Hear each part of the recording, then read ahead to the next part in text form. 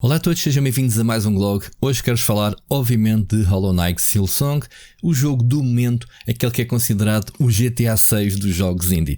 Eu estou muito feliz, não pelo lançamento do jogo em si. Peço desculpa a todos os fãs do jogo. Quem me conhece sabe que eu não me junto àquela malta que mete o jogo em cada bingo card de um evento de gaming, que tornou-se até um meme, quase. Durante anos a Team Cherry tem dado a produzir este jogo de forma silenciosa e ainda não há um evento de videojogos onde não se falasse que eventualmente ia ser apresentado, mostrado um trailer e revelado uma data de lançamento. Aconteceu isso durante este evento da Gamescom, no verão dos jogos, como a gente costuma chamar, e basicamente foi um Peekaboo, olá, estamos vivos, está aqui um trailer de, poucos segundos, um gameplay, e temos a anunciar que o jogo vai sair já em setembro. Ou seja, o jogo sai, nós a pensar, será que ainda vamos jogar este ano o Silksong? Será que vamos jogar no início do próximo ano? Deus queira que sim. O pessoal a fazer previsões para vários meses, quando o estúdio simplesmente acabou o jogo, está pronto, vamos publicá-lo, e deram basicamente 15 dias mais ou menos de antecedência. O jogo saiu então neste dia 5 de setembro. Porque é que eu estou feliz? Porque vejo a comunidade feliz em torno deste jogo, e acho que este é um jogo no meio de num ano em que tem sido muito doloroso, muitos despedimentos, estúdios a encerrar, jogos que desiludiram de alguma forma. Enfim, a indústria está um bocado esquisita, está em transformação nestes últimos 2 anos, como a gente sabe, depois da pandemia, a transformação com a inteligência artificial. Não é isso que eu quero falar, mas existem algumas histórias. Este ano, felizmente, tivemos uma história belíssima com o Clara Obscure, o Expedition 33, que mostrou que um jogo AA, feito com paixão, feito com uma equipa pequena, consegue ter valores de produção elevados e ser, obviamente, um candidato a jogo do ano para a questão de um AA. E este Hollow Knight Silksong acontece o mesmo para os jogos indie. É muito cedo para tirarmos aqui conclusões, mas obviamente que os números iniciais são bastante animadores. Para terem uma ideia, o jogo, quando foi lançado, basicamente bloqueou o Steam, Xbox ou Nintendo. Não tenho a certeza qual das outras plataformas tiveram bloqueadas, mas praticamente a internet parou, que era muita gente a aceder ao jogo, a comprá-lo, e no caso da Xbox até está no Game Pass gratuitamente. A minha felicidade é exatamente por o jogo estar disponível. É um jogo que eu quero jogar, obviamente. Não tenho tempo de o jogar agora. Eu confesso que não sou fã do primeiro jogo do Metroidvania, apesar de gostar muito do género. Há algumas mecânicas que a mim pessoalmente me baralham, que é a ausência do mapa. No jogo Metroidvania, para mim, tem que ser obrigatório, e o jogo adicionava esse desafio adicional, se tem que se adquirir os mapas à medida que se avança no jogo. Nada contra o jogo, o design do jogo, mas é simplesmente um jogo que me faz andar muito, como se costuma dizer, aos papéis. Hollow Knight Silksong deve ser igual, e portanto vou jogá-lo quando tiver cabeça para jogar, obviamente que eu quero jogar muito, está no Game Pass, e hei de fazer aqui um gameplay de primeiro contacto, mas jogá-lo a sério, sentar-me para jogar e dedicar-me ao jogo, se calhar um bocadinho mais para a frente. Mas obviamente que há coisas que tenho observado nesta indústria, neste lançamento, que mais uma vez mostram à indústria que existem exemplos tão bons que a gente tem que parar para refletir e para falar sobre eles. O caso do Hollow Knight foi exatamente sem hypes. O hype foi a comunidade que criou, porque simplesmente adorou o primeiro jogo, legitimamente. O jogo foi anunciado, o Silksong, já em 2000, 6 anos atrás, em 19, 20, não tenho a certeza, não tenho isso apontado, não é importante. Só que depois o estúdio australiano, Team Cherry, tem dado Radio Silence, nunca mais disseram nada, não apresentaram mais nenhum trailer, e os anos foram-se passando e não havia sinal. Chegou a ser considerado vaporware. A coisa mais interessante então com este lançamento, além de algo prematuro, eu li alguns que o estúdio, na sua inocência, estava lá nos confins da Austrália a produzir o jogo e não estava atento ao hype. Eu não engulo essa, eu não acredito que os estúdios não estejam cientes que o jogo está a ser muito badalado, muito falado cá fora, e que há toda uma legião de fãs que o queria jogar. Não acredito nisso. Eles é a desculpa que dizem, a gente nunca disse nada porque estávamos na nossa a produzir o jogo. Podem ter essa razão, podem querer pensar assim, mas eu não acredito que eles não tivessem consciência do hype em torno do jogo. Mas isso não invalida excelente boa ação que eles fizeram. Isto era um jogo, sendo com todo o hype, um jogo para custar o preço de um jogo indie elevado. Estamos a falar de um jogo indie que poderia custar $30-40, e foi exatamente essa a crítica. Reparem que isto é preço por ter, que é um preço por não ter.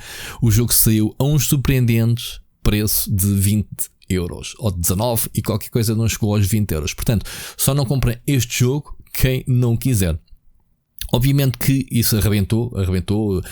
O Steam registou, sei lá, mais de 500 mil de jogadores em simultâneo a jogar o jogo durante estes primeiros dias de lançamento. Como eu disse, bloqueou os serviços de download.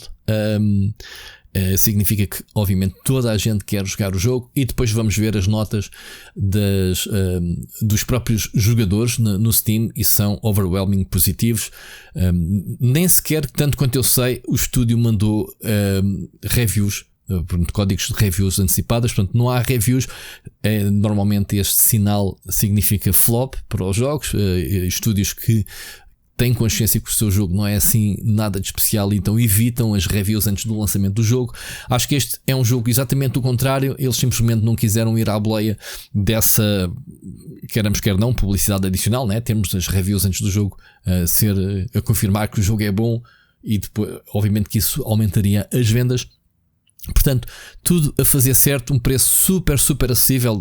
Obviamente não sei qual é a longevidade do jogo, se o jogo está mais barato por algum motivo que esteja aparentemente não revelado, mas já vimos aqui a indústria também a mexer. Temos aqui um caso do RJ Lake, um produtor, um designer que trabalhou em jogos como I'm Your Beast e está agora a tratar de Unbeatable, e ele disse que veio queixar-se para as redes sociais a dizer que o jogo deveria custar 40 euros.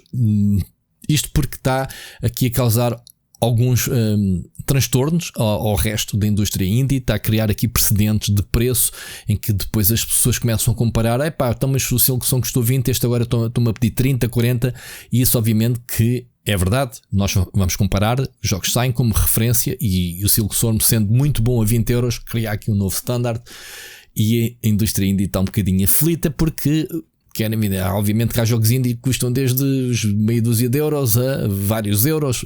Este Silksong, pelo seu cariz, esta sua alcunha do GTA 6 dos jogos indie, teria então de uma oportunidade oportunista, se o estúdio fosse ganancioso a esse ponto, que pelos vistos não é. E mais uma vez, cuidos para estes senhores de lançar um jogo a 20 euros ou 20 dólares e mexerem com toda a indústria. Isto dá que falar, e isto é muito bom começar-se a discutir de uma vez por todas qual é que é o valor dos videojogos. Já aqui trouxe outros blogs sobre o assunto. Temos de um lado o extremo dos AAAs a pedirem-nos já quase 100 euros por um jogo novo. Acredito que o GTA 6 vai ultrapassar essa barreira facilmente dos 100 euros. Não me admira nada. E depois temos ao outro lado os indies a mostrar o outro extremo, que é 20 euros. Portanto, há aqui que definir quanto é que estão os jogadores sujeitos dispostos a pagar pelos jogos, e os estúdios e as editoras deviam repensar muito provavelmente aqueles jogos que são preços tabulados. Uma oportunidade de olharem para este exemplo. Estava eu a dizer então que outra coisa maravilhosa que este jogo causou, e reparem que isto é só histórias que vão surgindo aqui e ali. Obviamente que é o jogo mais badalado do momento. Eu tinha que vos trazer este blog, obviamente, também para aproveitar todo este hype em torno do jogo, mas acho que merece realçar aqui no canal, que é até... eu ia chamar indústria, que estupidez. Até a comunidade pirata pediu aos próprios piratas para não piratearem este jogo, para darem os 20 euros, porque o jogo merece. E não só porque o jogo merece pela sua qualidade, mas lá está, por toda a forma honesta como o estúdio encarou o lançamento deste jogo. Eu sei que não estou a dizer nada de novo. Quem que segue provavelmente o estúdio conhece a postura destes senhores, mas reparem, termos aqui a comunidade pirata a dizer: não pirateiem este jogo, que eles não merecem, comprem o jogo. E sinceramente 20 euros para um jogo, acho que é o mínimo que se pode dar por um jogo, pelo nosso hobby. Eu sei que o jogo está no Game Pass e eu normalmente utilizo os jogos do Game Pass para fazer aqui conteúdos, mas eu já disse que vou por uma questão de rapidez, eu já o tenho instalado no Game Pass, mas eu vou comprar o jogo no Steam, vou deixar estar ainda estou indeciso se compro no Steam, se compro para a Switch. Tenho que ver em termos logísticos, o que é que eu vou fazer, porque eu quero ficar com este jogo na coleção e quero obviamente apoiar a produção do jogo. Portanto, malta, aqui este pequeno update. Eu sei que há muitas histórias que eu poderia ir buscar e contar, mas esta do preço baixo, de haver a indústria a queixar-se que o preço é demasiado baixo e que não deveriam de fazer isso porque estão aqui a criar um mau precedente, na opinião deles. A postura muito interessante do estúdio lançar o jogo como uma bomba, basicamente, sem dar tempo para se pensar muito. Há muitos estúdios que lá está, que adiaram jogos, reagiram logo imediatamente ao Silksong, até aproveitaram isso para o marketing, dizer vamos adiar o nosso jogo, sim, por causa do Silksong. E portanto, tudo isto só tem servido para também colocar o Silksong num pedestral. O estúdio, muito provavelmente, sem gastar um tostão, claro, deve ter gastado, mas sem ter investido muito em marketing, a própria comunidade, a indústria e os jogadores a fazerem publicidade de uma forma impensável em torno deste Silksong. Por isso é que eu estou feliz por termos bons exemplos na indústria, felizmente, como este, e estou feliz por quem gosta do jogo, por quem está a jogá-lo, e obviamente quando estamos a jogar os jogos que queremos jogar é um motivo para mim de felicidade muito grande. Eu também tenho os meus jogos que tenho estado a jogar e estou muito feliz e adoro videojogos, portanto estamos todos juntos nesta indústria. Eu sei que estou a divagar, mas é realmente...